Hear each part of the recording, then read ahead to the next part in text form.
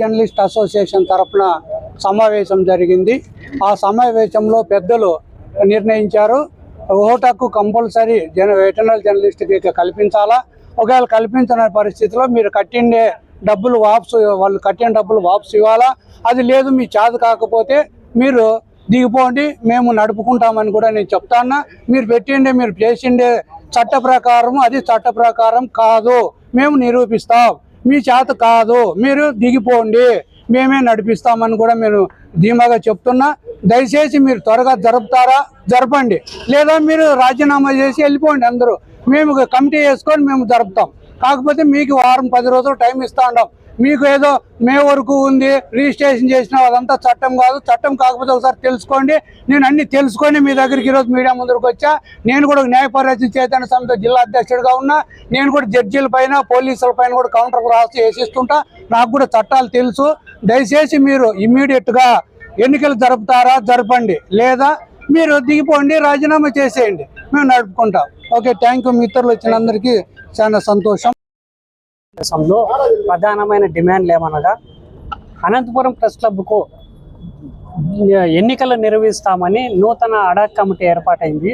ఆ ad hoc committee చేస్తున్న అనాలోచిత నిర్ణయాలని వ్యతిరేకించడం జరుగుతుంది. కారణం వెటరన్ జర్నలిస్టులు కానీ అనంతపురం జిల్లాలో ఉన్న జర్నలిస్ట్ అందరికీ సంక్షేమ ఫలాలు అందిస్తాము అన్న ఉద్దేశంతో గతంలో జరిగిన లోపాలను సరిదిద్దుకొని ఈసారి సక్రమంగా జర్నలిస్టుల సంక్షేమానికి పాటుపడతామని తీర్మానం చేసుకొని నూతనంగా రిజిస్టర్ చేసిన బాడీ, ఆ బాడీ ప్రధానంగా వెటరన్ జర్నలిస్టులకి వచ్చే ఎన్నికల్లో ఓటుకు కల్పించుకోకుండా చేస్తున్నారన్న అపవాదు ఉంది.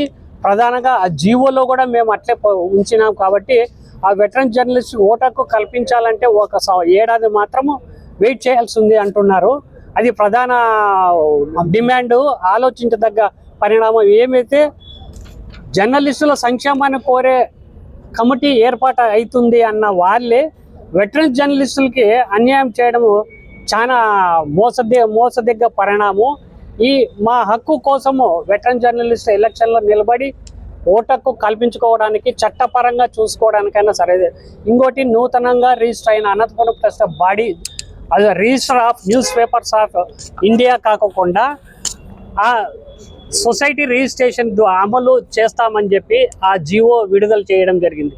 ఆ రిజిస్ట్రేషన్లో ఏమున్నదంటే కింద press club journalist association act, labour act, మళ్ళీ వర్కింగ్ జర్నలిస్ట్ యాక్టు మూడింటిని కలిపి ఈ కొత్తగా కమిటీ ఏర్పాటయ్యే కమిటీ అమలు చేస్తామన్నది. ఆ జీవో ప్రకారం చూసిన అక్రిడేషన్ పొందిన ప్రతి జర్నలిస్టుకి ఓటుకు కల్పించడమే కాక ఎన్నికల్లో నిలబడేసిన ప్రధానమైన హక్కు ఏర్పడుతుందని మీ ముందరికి తెలియజేస్తున్నాము. మాకు ఓటు హక్కు కల్పించలేని పక్షంలో న్యాయ పోరాటానికైనా సిద్ధం చేసి వచ్చే ఎన్నికలను ఖచ్చితంగా స్టే ఆర్డర్ తెచ్చి ఎన్నికలను నిర్వహించకుండా చేస్తామనేది మాత్రము మాది హామీ ఇవ్వడం జరుగుతుంది. అలాగే మా పెన్షన్ సౌకర్యాన్ని కూడా ప్రభుత్వం దృష్టికి తీసుకెళ్ళడానికి దిశలుగా మేము కార్యాచరణ సిద్ధం చేసుకుంటున్నాం. పేరు ఆజాద్, సీనియర్ జర్నలిస్ట్, 42 ఏళ్ళుగా జర్నలిజంలో ఉన్నాను నేను.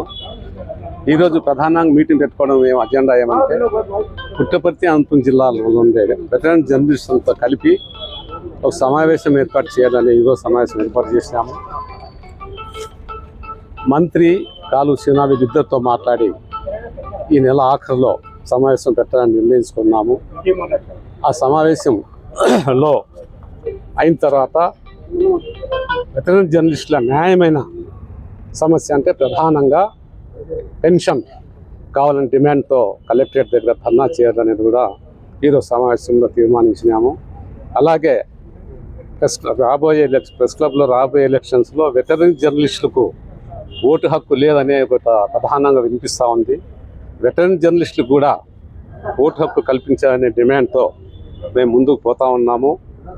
దీనికోసం కార్యాచరణ రూపొందించేసి వెటరన్ అనేది మీరు కూడా రేపొద్దున వెటరన్లో అవుతారు. వెటరన్ జర్నలిస్ట్కి మీరు ఓటు హక్కు లేకుండా చేయడం అనేది ఇది న్యాయబద్ధంగా కాదు. అవసరమైతే న్యాయబద్ధంగా మేము కోర్టు పోయి కావాల్సి ఉంటే దీనిపైన చర్యలు తీసుకుంటాము. మా డిమాండ్ ఏమిటి? ప్రధానంగా వెటరన్ జర్నలిస్టులు కూడా ఓటు హక్కు కల్పించాలనే డిమాండ్ మాది.